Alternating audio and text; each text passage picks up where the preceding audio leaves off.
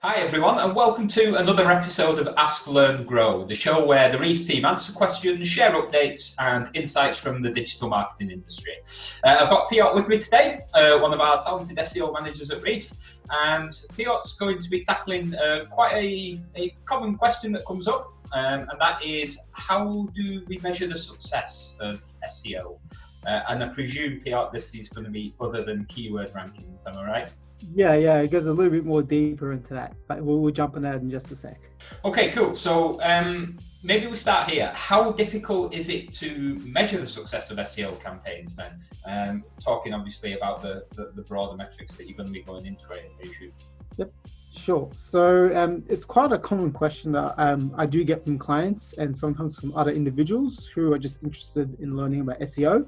So the difficulty in measuring a successful SEO campaign or any SEO campaign is understanding what metrics you are measuring for success. So the most common ones that people do normally get is like, keyword rankings, for example. But let's stray away from that for a moment and consider other metrics out there. So definitely one of them would be looking into your Google Analytics and figuring out what you want to achieve or what determines a successful campaign. So one that I would definitely be looking for would be conversions, for example, sessions. So that would be how many people visit your website. Another one is important is your engagement rate. For example, time on page. Another one which is really useful is your bounce rate. So these are really useful tips. You can also be looking into other platforms. So you can look at, for example, Google Search Console and figure out maybe your click-through rate or impressions or how many clicks that particular page is getting. So depending on your activity, definitely it will determine what metrics you want to track. But most importantly, it would be have realistic metrics and something that you can track, because if you can't measure it, then you can't really determine whether it's successful or not. So that's kind of a baseline, is just understanding where you are, where you want to be, and what metrics should you be tracking to get to that final goal. Cool, and I like the old saying, what gets measured gets managed, and what gets mismeasured gets mismanaged, which is quite appropriate to what you've just explained there. All right, cool. So what, in your opinion then, what are the best SEO metrics for someone to track in like an average case? Yep, 100%. So as mentioned previously, it is dependent on what you're running, what's your campaign, but definitely you should be having something that is quantifiable, measurable. And for me, at least as a bare minimum, you want to be tracking your traffic, if it's to a page. If it's got to do with content, definitely engagement rates and rankings as well. And overall, for clients, definitely the bottom line. So identifying how this correlates to them making more money, so conversions. So definitely those are the kind of best metrics that I would look at, would be traffic, rankings, user behavior, and the financial bottom dollar of your activities where possible. And you quite rightly said as well, not just traffic to the whole website, but breaking that down and looking at certain pages and their sort of role in the user. Of course, it's all dependent on the activity. As you've kind of said, is that if you're, let's just say, looking at doing a particular section of a website, you would want to monitor that specific section. If it's a specific page or pages, it's only applicable to that scope. So it depends how large or how small the scope of activity is. So if it's on a very big scale, definitely you want the entire website, if applicable. If not applicable, we definitely keep it towards what is important in that. Because if you're throwing in information that may not be relevant, then you may be skewing your own data and you could be actually under-reporting or over-reporting, which isn't good in either case. 100%. What issues might people face then when they're trying to measure SEO? What sort of some of the common issues? This comes up a lot. It definitely comes up a lot when there's clients or individuals who are just starting out, may not understand SEO too well. So I think the biggest issues is trying to figure out, number one, what metrics are the correct metrics that you should measure for your campaign or for your activity or for your strategy. The main reason is because if you're tracking the wrong metrics or metrics that don't really give any insights into what you're doing, you're already going to have a failed campaign at the start. Another one is your data actually accurate? So at Brief, for example, when we start with a client, we make sure we do a Google Analytics audit to make sure that things are firing correctly. If you're using a Google Tag Manager, for example, or if you're using a third-party software that isn't Google Analytics, this could be Omniture or anything of that type of manner. You want to make sure that your data is accurate, because if your data is not correct, or if it's double firing or something along those lines, then definitely it's not going to help you be able to measure anything correctly. So understanding your metrics and understanding the accuracy of your data are the two key elements I would recommend. Cool. And what does success look like? I know that's a very broad question, relevant to the specific campaign or client that you're working with. But in your mind, what would be seen as successful versus unsuccessful?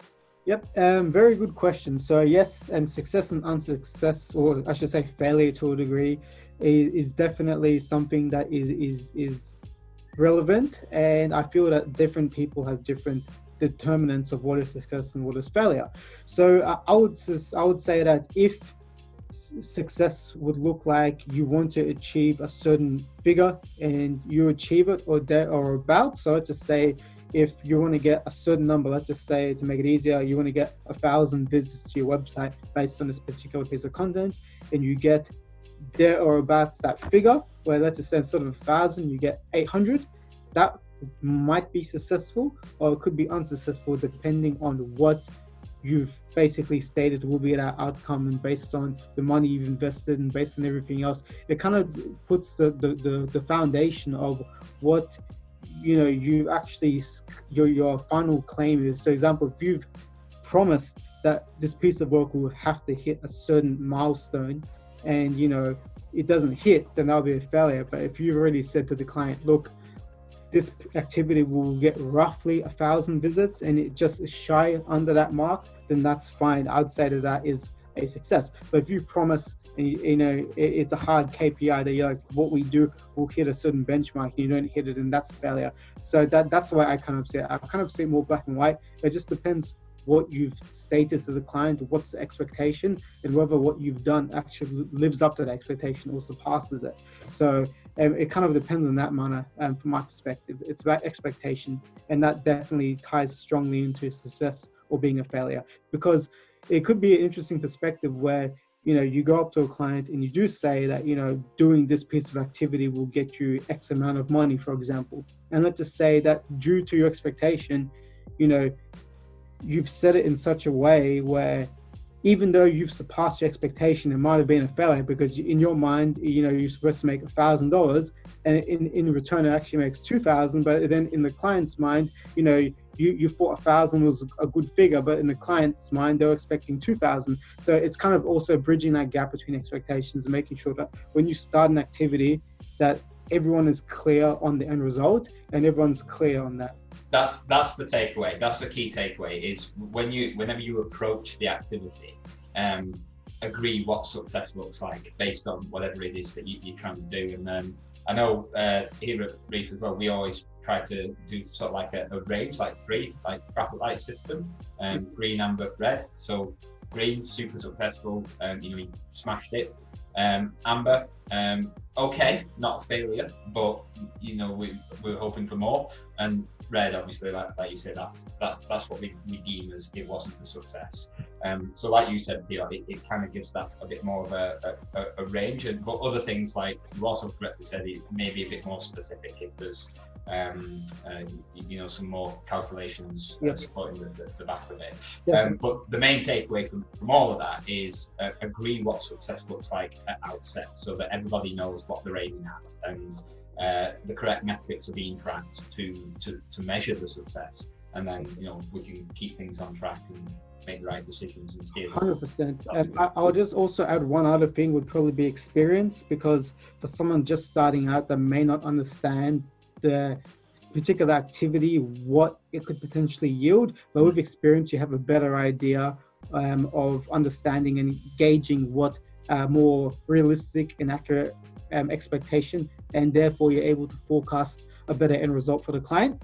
Because let's just say if you're starting out with an intern and they're trying to forecast some activity and they don't have too much experience in what they're doing, it'll be much harder, and there's a higher chance that in their eyes, they might set the bar too high. And, even though the campaign was successful, it was technically unsuccessful because that bar was just too high and not realistic for what was going on.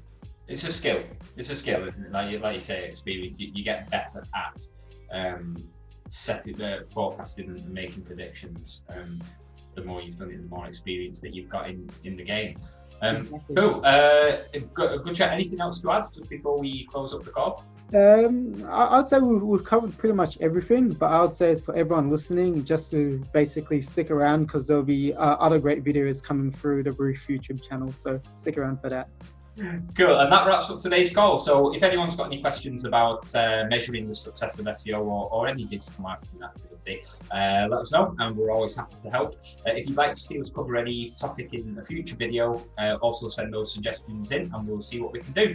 Don't forget to subscribe to the channel to be notified when the next video is available. Apart from that, thanks all for watching and enjoy the rest of your day.